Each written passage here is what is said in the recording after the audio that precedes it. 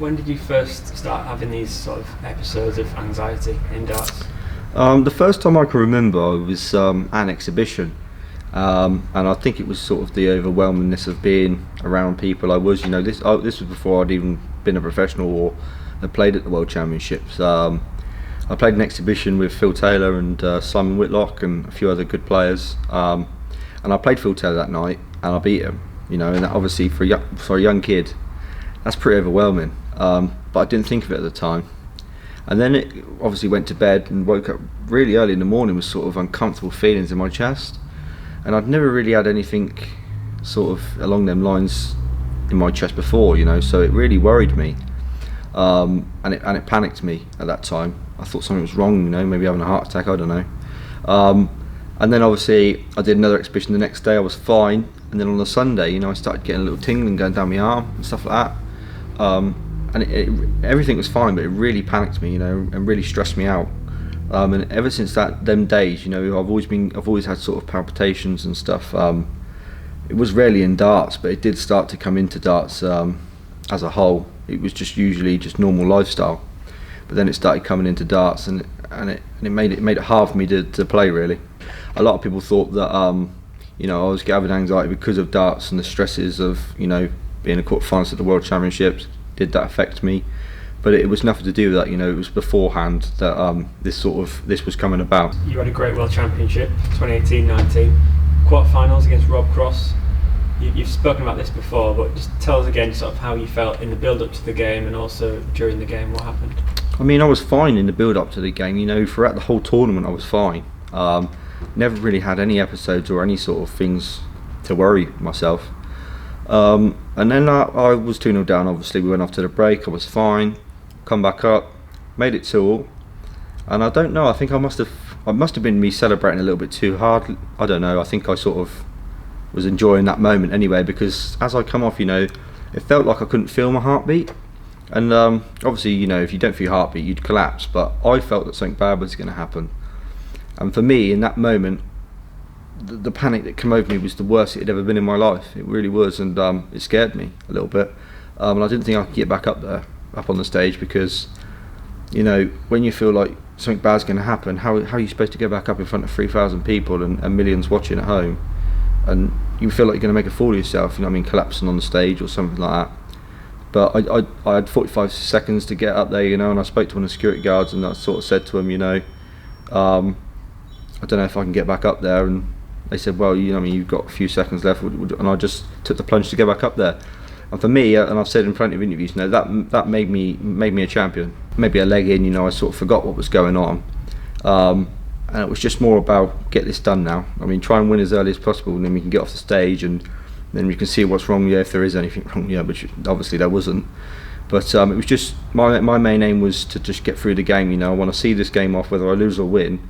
I don't want to be sort of one of them that actually retires and gives up from it, and I have to give the game away, because as most people know me, that's not in my nature. I never give the game away, I always try 100% every game, every leg, so it was a tough situation for me, but like I said, just to get through it, and it was huge for me. It really sort of made me feel like a true champion. I know that sounds a bit corny, but it did, I really sort of couldn't believe that I'd come from 2-2, feeling like I couldn't carry on a game, to winning 4-2, beating the second best player at that time in the world champion, the only time we'd ever lost. After everything I'd gone through, it was a great feeling to pull that one off.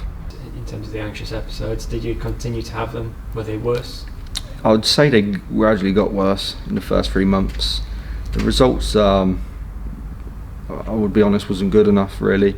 They were first round exits, second round exits, board finals at best, and I know I'm better than that, without sounding big-headed. I'm not big-headed at all, but I just know I'm better than what my results were showing. And it was all to do with what I was going through, but it's hard to take that plunge and be honest and tell everyone about it, because obviously it's a subject that not everybody sort of just comes out and says that they're struggling with. Looking to the future after that, I can tell my results have been much better since I've sort of admitted my problems. I've had a lot of good results, last 16s, quarterfinals, playing better. So the first 3 months, it was tough, it wasn't easy, and it was something that had to learn to get to grips with. And once I get these problems straightened out as best as I possibly can, I'm working on it, but as best as I can, I can be a bit better player than I am now. So after the Euro tour in Saarbrücken in April, you came out and made the admission about your struggles, and just tell us what made you make that decision in the first place.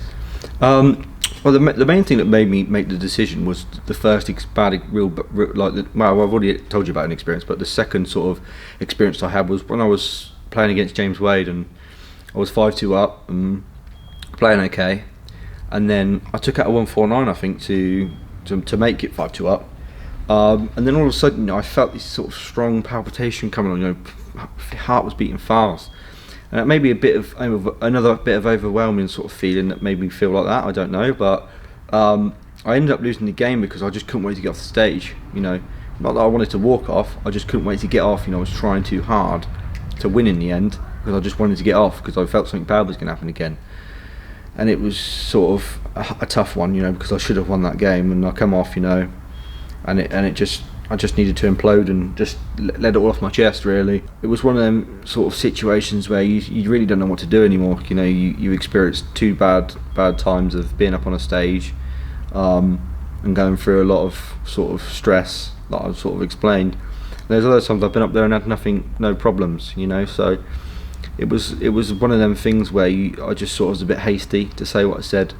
But people don't understand unless you've been through it. You don't understand what it feels like and how you deal with it. I didn't even know nothing about anxiety or panic 24 months ago. I never even knew it existed.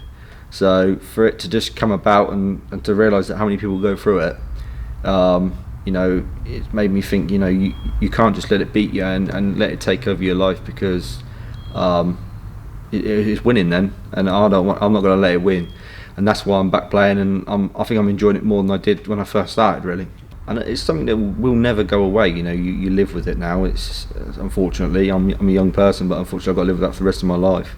But I've learned of ways to sort of battle it, and when I feel these feelings coming on, what I need to do to stop them from getting worse, and it's been working. And I think that's key to the woman that I see. She helped me a lot.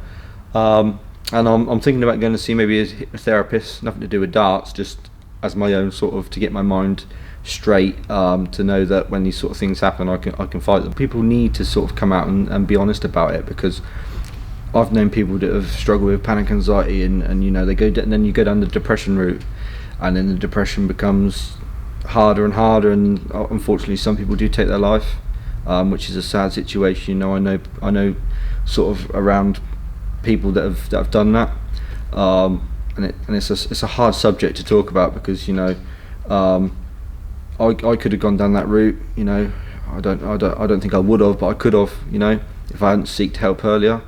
That's why I think it's very important for people to come out about it as soon as possible, because you got to understand that you've got family and friends, and if you're limited to family and friends, there's doctors, there's people you can speak to help you, because it's something that you feel like you can't deal with, and that it's never going to go away, but it will do. One of the good examples of it, 6 months ago I almost thought I was going to give up darts and never play again. 6 months later, I'm probably back at the World Championships and going to be back up on that stage. I fought it off and I didn't let it beat me, and I think there's a lot of people that's going to be watching this out there that can relate to what I've gone through. And if I could say anything to them is, don't let it beat you, because there's plenty of life out there to enjoy yourself. There has been quite a few professionals come out and say, look, we've experienced what you've experienced. You're not in your own kid, just keep your head up. And it's not something I want to hear, because I'd love everybody not to go through the things they go through, but it was reassuring to know that I wasn't the only one that was experiencing these things, because I did. That's the whole reason why I didn't come out about it, because I thought I was the only one that was struggling. But then I realised, what? No, I ain't. There's a lot of people that go through this, and there's a lot of professionals that have gone through it. Some top professionals, some of the lower professionals. So yeah, for me it was reassuring, and they helped me through the hard times. And I don't want people to see what I'm going through as a weakness, or in a way that I can't back him because he won't be good because he struggles with anxiety, because trust me, it'll make me a stronger person in the end. Once I iron it out properly and get myself back to 100%, I think I'll be 10 times the better player than I was when I had it, because it's a tough experience to go through. You know, it makes your shell harder. You have a harder exterior, and I can deal with more pressure now. I think you can throw as much pressure at me as you want now, and I think I can handle it. And in the end, it's going to make me a stronger and better player. And the world's going to have to watch out, because I believe that I can make big waves in darts.